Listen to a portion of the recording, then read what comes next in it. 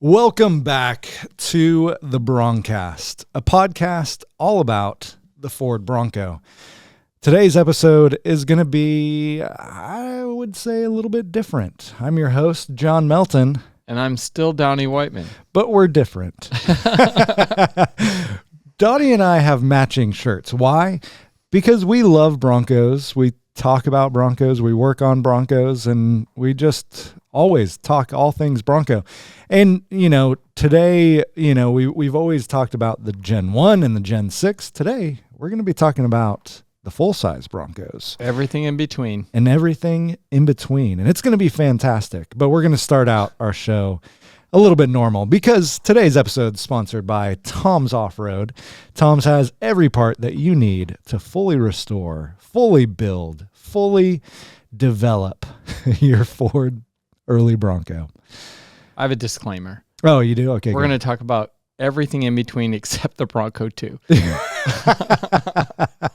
That's not full size. No, that's not a full size. That's bite size. That's a snack size. Yeah. Oh man, what have you been working on? We had Father's Day over the weekend. Did you enjoy your Father's Day? Yeah. I actually got to work on a really unusual project that's in the back that you've probably seen. Oh yeah. The microbus. Nice. So you and your son work on that? Yeah. That's cool. It's an old, split window V down the middle, has all the windows. And yeah, we're basically doing the whole floor. Cut all the rust out, replacing everything. So it's funny because the Bronco's very square and this thing's very round. Nice. So nothing goes together nicely. Yeah. But nice. Yeah, it's kind of cool. He comes in about every 2 months and we spend all weekend on it. So yeah, I'm pretty pumped about that. Yep. I didn't do anything helpful. I played Zelda with my son. We have a Switch and we got, a couple of weeks ago, got the new Tears of the Kingdom. And he loves playing it, which means that I love playing it too, because we get to do it together, hang out together, even though we're playing a video game, but it's still, I'm not a big gamer, but it's still a lot of fun to have something in common with your son. And especially being a dad, it's like you find that stuff that, you can do together kind of thing. So yeah. My grandma gave me the Switch once. A little different. Back. Yeah. The old Switch. On a backside. Well, moving into our episode today, before we get too deep into our full-size episode, we're going to do a little parts corner. And we got some parts to talk about that, we always love parts. Last week, we talked about the Father's Day gift ideas. And this week, we just wanted to talk some Bronco parts. So the part that I chose again, so I already talked about this part, but it is a fantastic big brake kit. And it's on the Tom's Off-Road website as of now. And so, it's just one of those things that I really do think this is a great option for disc brakes for an early Bronco.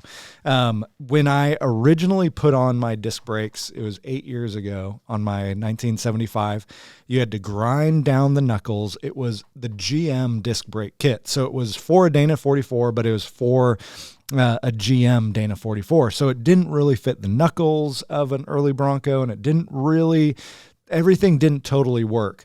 And it was pretty lackluster, if I'm being honest, with stopping power.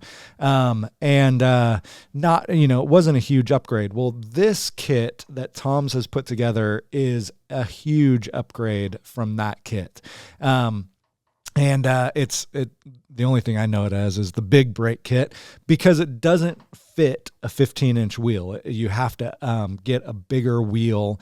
If you're running 16s or 17s, I think you'll be fine. But it doesn't fit a 15-inch, and that's because those rotors are nice and big, and it's got a big brake caliper on there that actually sits on top of the rotor, and so you don't have to grind down the knuckle. It works with stock knuckles, and the kit goes together actually really, really easily. I did it, and I was like, this was awesome. It was super easy to install. Now, I've done brake kits before. So if you're doing a brake kit, it might be a little bit complex, might be some new stuff. But I'm putting out that video here soonish. Hopefully before this video comes out, or before this episode comes out, should be out on my YouTube channel. But yeah, I really like it, and it's on Tom's website now. Well, I have one right behind me that I get to do next. Nice. And those rotors are like 13 inches. They're massive. Yeah. But, I looked at the one I installed a few weeks ago, which was 10 and a half, 11-inch rotors. I think they're 11s. Yeah. And it has one big piston, and that thing's so big and round on the caliper, which is why you have to grind out the knuckle. And then the new big brake kit has two smaller pistons, so it doesn't interfere and you don't have to grind it. So I was looking at that going, well, why didn't you have to grind that? So yesterday I'm like, And the other thing that was tricky, because it has two pistons, you actually have to bleed both sides of the brake caliper, which I've never done that before. And so literally I'm bleeding the whole system and bleed the calipers, and I have a soft pedal, and I'm like, what is going on? And I'm racking my brain, like what's happening? You did one piston. I only did one piston. And so, you still got, so then I had to redo it. I just did the front, and bled both sides of the caliper, and then it worked great. So, but it took me that, it was just, when you rush through stuff because you think you know how to do everything, or I do, I think I know how to do everything, so I just rushed through it, and I was trying to go fast and got Clark in the seat pumping the brakes, and he's like, till he's got a leg cramp. Yeah, and I'm like, what are you doing wrong, kid? And he's like, I'm trying. Is it in or out? Yeah, and turns out it was my fault because I didn't bleed the both sides of the caliper. Just play Zelda with him. Yeah, there you go. Wow. So I thought that this kit looked like it was going to be a lot easier to install. I get to do mine in like 2 weeks. Nice. But it all came in. Pretty pumped about that. Nice. My tool, my new part is a tool. Imagine that. And it's actually the toolbox. So I was at my nephew's last weekend helping him, and my dad got him a toolbox, and I showed him how to set the whole thing up. It's on casters, but it's like, bench height. So you have a work surface on top, but I can't tell you how important it is having just a decent toolbox and a drawer for each thing, like a drawer for screwdrivers, a drawer for wrenches, a drawer for sockets or two. Yeah. But I got a new one at home, and it's like, I don't even know, like 62 inches wide. And it's just awesome because I can build heads on it. I mean, I can do all kinds of things on this, and, but it's a toolbox. And if I want to roll it outside, I can because it's on casters. So for me, the money you spend on a toolbox just makes your life so much better. Yeah. But I don't have a brand specifically that I want to push, but, there really aren't too many really crappy ones out there. If you go to like Lowe's or Home Depot, their toolboxes are good. Well, even Harbor Freight, I feel like those toolboxes are pretty decent. Harbor Freight's been up in their game, even though keeping the prices down, but still up in their game on stuff. So, yeah, that's cool. Yeah, good one. Good one. Toolbox.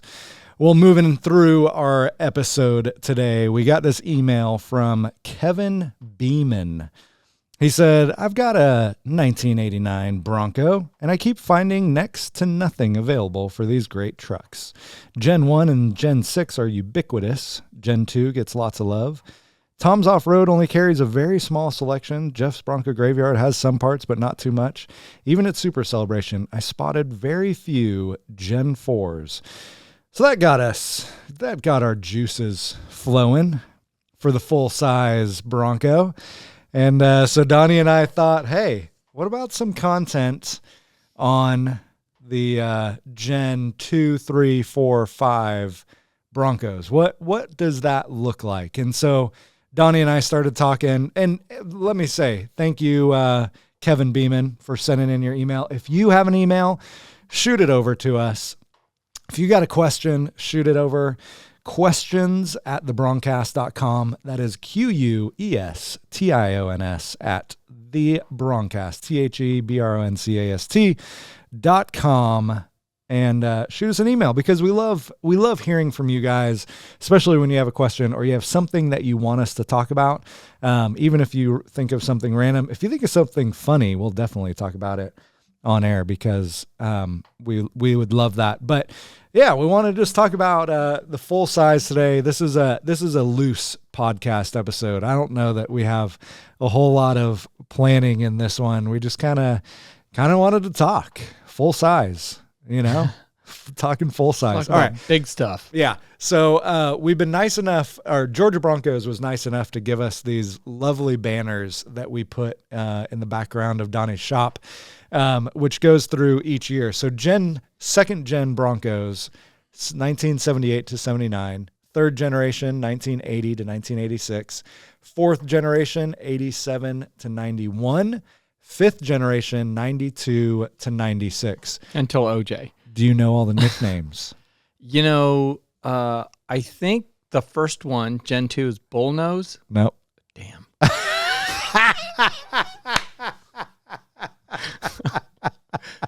Brick Nose. No.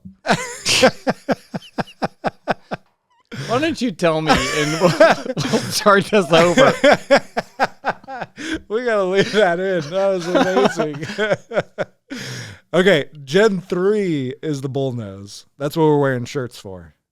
Gen 3. Oh, I could have just looked at your shirt. You could have, or you looked at your shirt. We're matching today.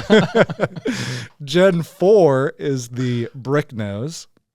Gen 5 is the OBS, original body style, or I heard another name for OBS. Arrow? Well, Aero, yeah, that is the Aero Bronco, it was the more aerodynamic one. I got one right. You got one. And now I'm actually blanking on second gen. Oh no. Well, what is the first? First gen's early Bronco. No, I meant the second gen. Second gen is, why can't I think of this right now? Are you sure? Are you sure it's not the bullnose? No, because I'm sure that the third you're gen's wearing the bullnose. Yeah. This one is, oh my gosh. Well, I don't feel so bad. I apologize, ladies and gentlemen, we should be the Bronco experts, full-size and we are not. Bronco people, all. We had listeners, we just lost them. Lost them all. Well, obviously we can't, we're not figuring this one out. So leave a comment below. What is the second generation Bronco called? What's the nickname for it? I don't know why we can't put our thoughts together on it. So let's just skip that one. Yeah, we just lost all three of our full-size subscribers. Our full-size listeners. That's right. We will. Too many jokes. But let's segue to the good news. Okay.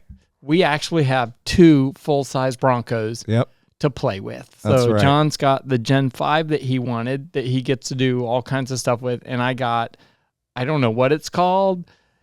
Gen 2. The biggest Bronco. The fullest. The fullest Bronco. The fullest. I got a 79. So yeah, buddy. we're gonna tell you what we're gonna do with those. Yeah. Well, and I actually want a Gen 3, but having a Gen 5 will be fun. I know. It's that's why it's the Why I shirt. don't get you things. I know. But having a Gen 5 to play with is going to be super fun, because seriously, what we were talking about, it's like, what is there for the second gen, third gen, fourth gen, fifth gen? Like, there's some stuff, you can find some stuff, but the early Bronco just has so much. And there's so many parts for it. I mean, literally, you could build a brand new first generation from Tom's Off-Road catalog. It's like they have every part that you need to build one. So, but with the second generation, you don't have that. With the third generation, you surely don't. I don't even know anything, So, and the fourth and fifth generation has a little bit more, just because I feel like that's kind of a pretty popular one right now. And so you got some stuff, but what I want to do is kind of figure out what is the stuff that carries over from first generation through all the generations. You got that Ford 9-inch back there. What would transfer over? Could you make leaf springs work on the 5th generation. Like, what do you have to do to the shackles? What are you going to do? Do you have to move a mount? Do you have to do some welding? What shocks will work? What's the droop? What's the length of the shock that needs to be shifted? Obviously, nothing from the body is going to work. Nothing on the dash is going to work. So that's stuff that you don't really have to worry about, or you don't have to think about there. But what are some of those things, and where else could you go to find some of this stuff? And there's some good resources out there. I'm sure you guys will let us know of some of those resources. But yeah, I just thought, man, it would be fun to get another generation on the YouTube channel and start making some videos about other generations. And so this opportunity with the Gen 5 came up, and we thought, well, let's play with that a little bit. I've got a 1979 coming, and I can't wait, but it's a basket case. Like, I don't even know if it has a floor in it. I do know that it runs and dries, but has no brakes. Yeah. So I guess if you're just running around the farm field where it was, it's okay. But if you got to go down a hill or stop, you're in trouble. So yeah. What are my plans for it? I got some pretty crazy plans for it. First of all, I need a tow vehicle. So I'm going to tow my Bronco with the Bronco. So I wanted a full size for that main reason. But I was in Huntington Beach, California, and there's a neighborhood right behind the pier there. And there's this white Bronco. I'm sure anyone in California that lives around there has seen it. And they cut it into a convertible. It had no roof. It had no door frames. And it was really cool. It looked like a convertible. So it kind of looked like an early Bronco without the door frames. Yeah. And it was so good looking, and I've wanted to do one ever since. So I'm going to somehow fab the roof together to be a one-piece roof, because we need roofs around here. Yeah. And I don't know, I'll make the door frames. I'll weld those in too. But the first thing I want to do is get my Sawzall out. But the first thing I need to do is put some brakes on it so I can drive it around. But it's a manual transmission. Nice. So it's going to be fun to drive. Yeah. But I think it has that really unique axle. The I-beam, twin I-beam. The twin I-beam that has a differential in the front. So there was one here at our last open house, which was fascinating. Just the way they designed that. And I think they ran that for like 18 or 20 years in the full-size trucks. Huh. So it's supposed to be this perfect combination of driving and cornering and all this other stuff, but you lost a lot of travel. Yeah. Yeah. So that's interesting, man. Okay. So seriously though, we would love to hear from you guys. What do you think we should do? What are some things that we should do? Like, so I know with the Gen 5, there is a Raptor kit that you can get where it has, front fenders, rear fenders, and a grill that looks like not the Bronco Raptor, but the F-150 Raptor. And it makes it kind of look like an F-150 Raptor. I'm not going to do that, but I think that's super cool. I forget who makes that. I know Solo Motorsports, they make a ton of, long travel suspension and all kinds of stuff for I think it's the 4th and 5th generation. So I know there's some cool stuff out there like that, but I'm also thinking, okay, I'm probably going to make more of the videos for the DIYer who's at home, who has his 5th gen and he's trying to figure stuff out, so I'm going to work on the engine, get it running, get it driving, going to work on the axles, going to work on the brakes, going to work on, just the transmission, getting, figuring out the leaks and getting the leaks fixed and cleaning it up and getting the little interior parts, trying to find those and sourcing those kinds of parts and that kind of stuff.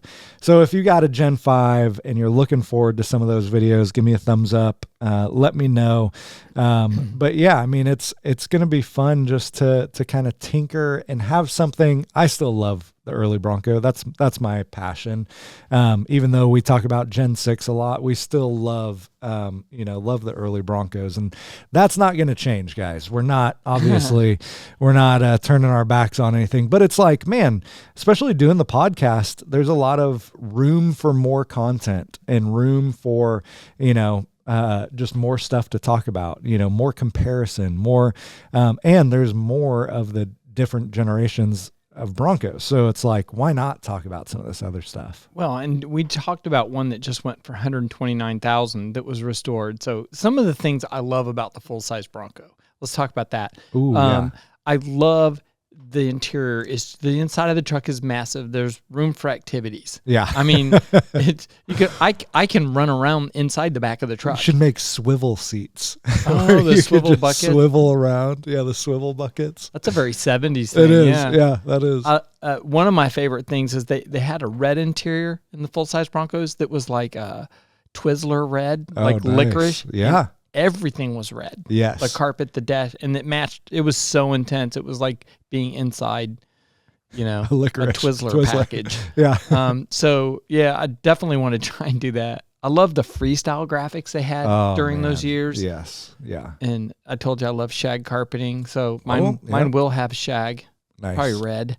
Yep. But yeah, I just the consoles, the dashes, and the interior and the consoles were such a departure from the Spartan early Bronco. And I really love that the whole truck is just like plush. So now tow rig, we've been talking about engines. If you make it a tow rig, what are some of the things that, would you keep the original engine? Would you look at a different engine? No. What would you look at? Probably a new engine. And to be honest, if the 10R80 is working out for towing, I'm going to go with that. But yeah, if I was going to stay old school, I'd do a 460 with an automatic, but there's all kinds of room in there. So I don't know how much room there is under the tunnel for that big 10-speed, but I'll definitely do either the 8 or the 10-speed transmission. That'd be cool. And which will be nice because then a new drivetrain will be more dependable. Yeah. But yeah, and more fuel efficient. Yeah. So, but the most I'm going to tow is one of our Broncos on the trailer. So you are going to be working on the Bronco that is the biggest, the heaviest, the longest, and the widest. I'll be working on the Bronco that has the best aerodynamics. We should drag race. We will. We will. Who do you think would win? It'll depend on the engine, right? Yeah. So I just want to tow. Yeah. I'll give you a lift. I actually need to tow. So I have found out very quickly that my 2-door Gen 6 Bronco is great at towing until I have to hit the brakes. Oh, yeah. Yeah, and then, it's the tail wagging the dog. So, I think the idea here is to get a cool tow vehicle that's a Bronco, and it'll be part of the family. Yeah, yeah. I'm interested to see how I'm not sure if this Gen 5 that I'll be working on has it, but the automatic locking hubs work. I forget if it's the Gen 5 that had that, but some of the generations had auto locking hubs and, just some of those different features. Like I'm so used to the Dana 44 solid axle up front with the manual locking hubs and, just stuff like that. So it'll be interesting to see some of these differences as we go through, and look at them. What I'm excited about for your Bronco is the shag carpet. I know. And the question is, do I take your advice and also put it on the ceiling? That would be a like, party inside. Well, then it's one of those vans. Man. A 70s van, right? You should get it spray painted, or like what is it? Where they spray paint like a mural on the outside of it, like you holding a sword with like a girl on your leg, like Star Wars. Yeah. Is that yeah, I got you. Be amazing. Well, if you wanted to see the whole Bronco lineup, you could come to Ford Fest. And we did it last year. We're going to do it again this year. We're working with both clubs again, the Georgia Broncos Club and the Tennessee Club. and we're gonna have the whole lineup of Broncos, and that's gonna be fun. Yeah. There's gonna be a huge corral there too, so It'll be awesome. that's not till almost the end of September. Yeah. End of September, beginning of October.